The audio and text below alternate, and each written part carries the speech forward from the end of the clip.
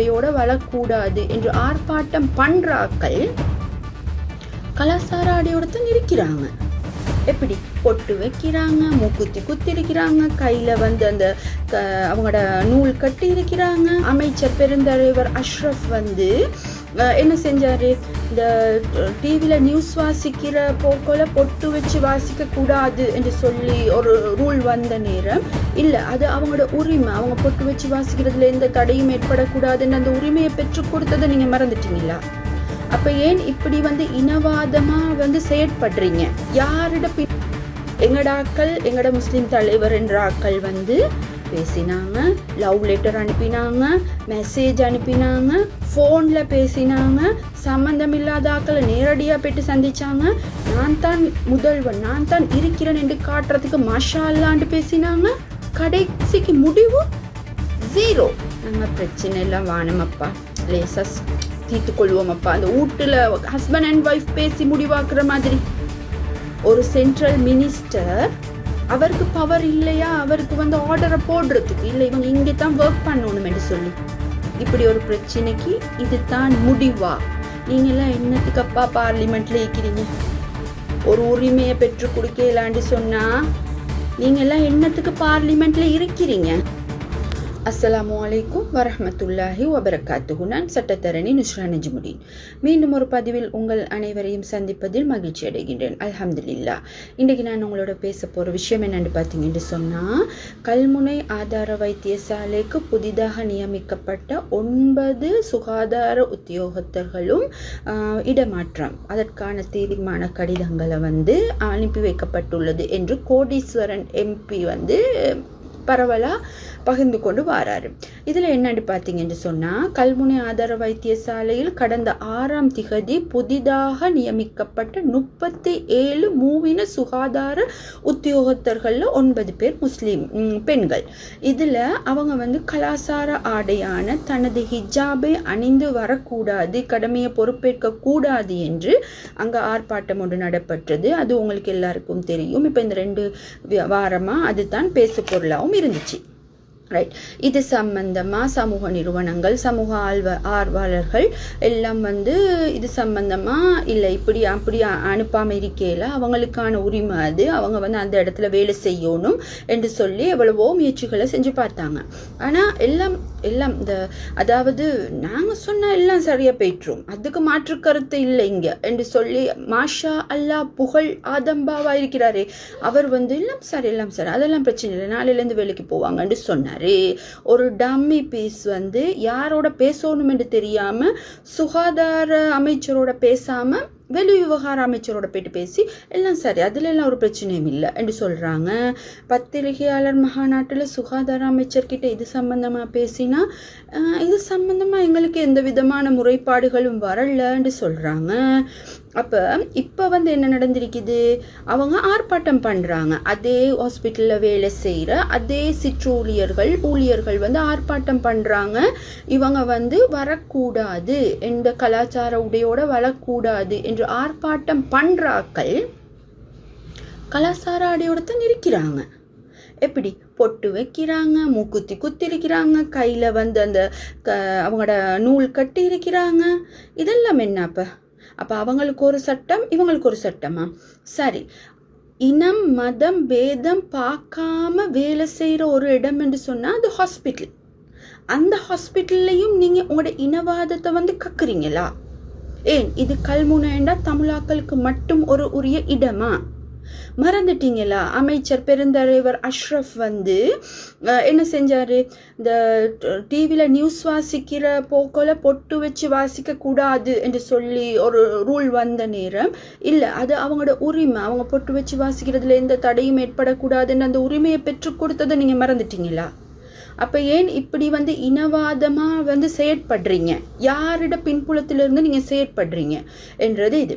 இதெல்லாம் இப்படி இருந்தும் முஸ்லிம்களோட தலைவர், முஸ்லிம் காங்கிரஸ் தலைவர், அகில இலங்கை மக்கள் காங்கிரஸ் தலைவர், முஸ்லிம் மக்களை பிரதிநிதித்துவப்படுத்துகிற 9க்கும் மேற்பட்ட பாராளுமன்றம் அரசாங்கத்தோட இருக்கிறார்கள், எம்பிக்கள், யாராலையும் எதுவுமே செய்ய முடியலையே.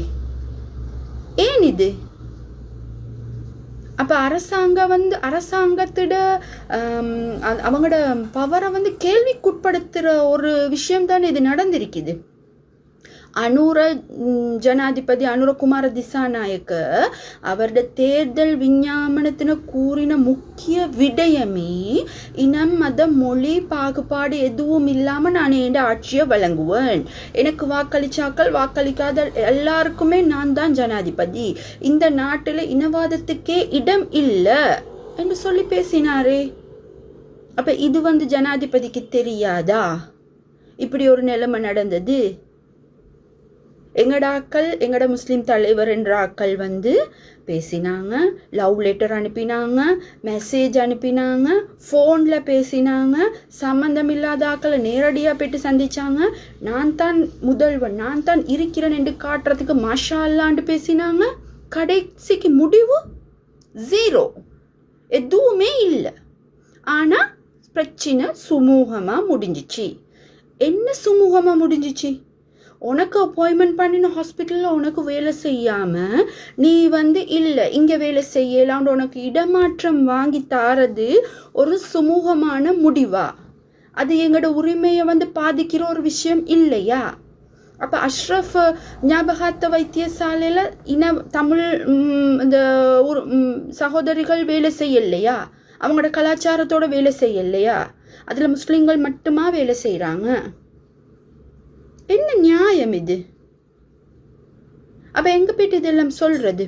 சரி, இப்போ இவங்களுக்கு யார் எங்களோட சிற்றூழியர்கள் இருக்கிறாங்களே, ஊழியர்கள், அவங்க இது இப்படி அப்படின்னு சொல்லி பேட்டியெல்லாம் கொடுக்குறாங்களே, அவங்க செஞ்சது சரியா?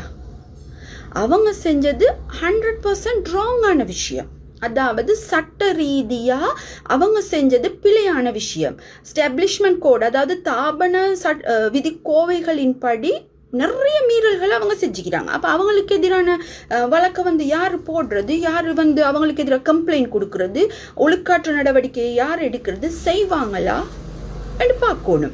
அதில் ஸ்தாபன கோவைகள் எஸ்டாப்ளிஷ்மெண்ட் கோடில் 32வது பிரிவு ஊடக அறிக்கை மற்றும் கருத்து தெரிவித்தல், அரசு அலுவலர்கள் அரசியல் இனப்பிரச்சனைகள் அல்லது அரசாங்கத்தின் கொள்கைகள் குறித்து பேட்டி அளிப்பதற்கோ கருத்து தெரிவிப்பதற்கோ கட்டுரை எழுதுவதற்கோ முற்றாக தடை செய்யப்பட்டுள்ளது.